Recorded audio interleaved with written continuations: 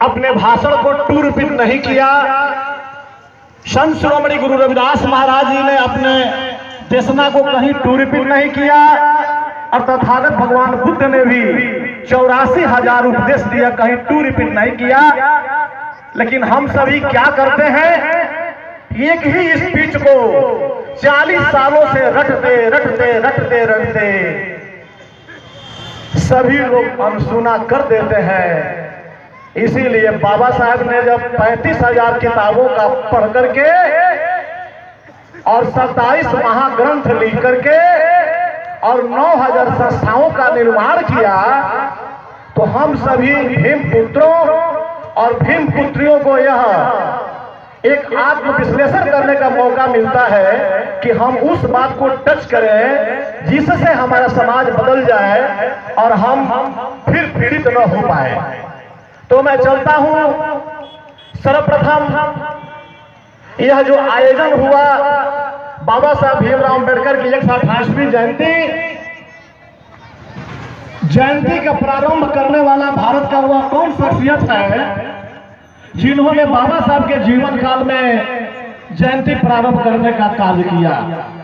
जो भी पहले काम करता है वो इतिहास बन जाता है। तो सबसे पहले पुणे का रहने वाला सदाशिव रणसीपे ने 14 अप्रैल 1928 में बाबा साहब के जीवन काल में जयंती का आयोजन किया। तो बाबा साहब महान बने और महान बनाने में बहुत से लोगों का योगदान होता है। जैसे हमारे मंच पर मंचासीन है M.K. राजन साहब। M.K. राजन साहब को IIT इंजीनियर बनाने वाले एक ब्राह्मण थे, सोहली के हाई स्कूल के प्रधानाध्यापक। तो उस ब्राह्मण टीचर को भी मैं हार्दिक अभिनंदन करता हूं। वैसा ही बाबा साहब महान बने, तो महान बनाने के लिए बहुत से लोगों ने योगदान दिया, जिसमें सभी जाति के लोग हैं। तो मैं सबसे पहले सदाशिव रणसीपे जो 14 अप्रैल 1928 में बाबा साहब की पुणे में जयंती मनाया, इस पावन अवसर पे उस सदाशिव रणसीपे को भी हम ताली बजा करके स्वागत करते हैं। दोस्तों, बाबा साहब 1907 में मैट्रिक की परीक्षा पास करते हैं और उस जमाने के सामाजिक योद्धा कृष्णा अर्जुन केलेस्कर महाराज प्रभावित होते हैं और बाबा साहब को एक बुक देते हैं बुद्ध चरित्र मराठी में। और वह किताब बाबा साहब को नहीं मिली होती तो बुद्ध दर्शन बाबा साहब के अंतर्मन में प्रवेश नहीं करता। तो उस महान सुधारक कृष्ण अर्जुन केलुस्कर महाराज जी को भी बाबा साहब की जयंती पर ताली बजा करके हम लोग हार्दिक अभिनंदन करते हैं। उनका भी योगदान है।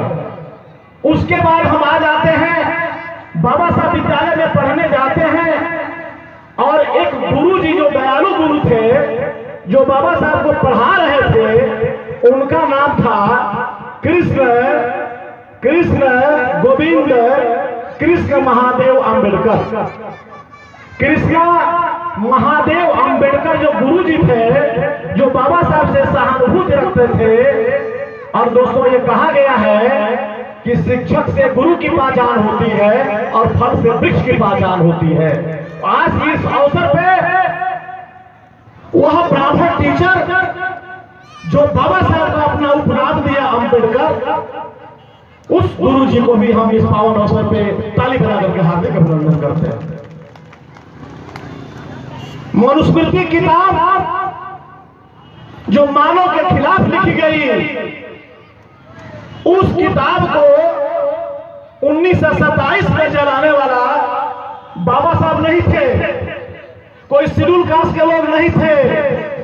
बाबा साहब के दोस्त ब्राह्मण जुआ, जिसका नाम था जीएन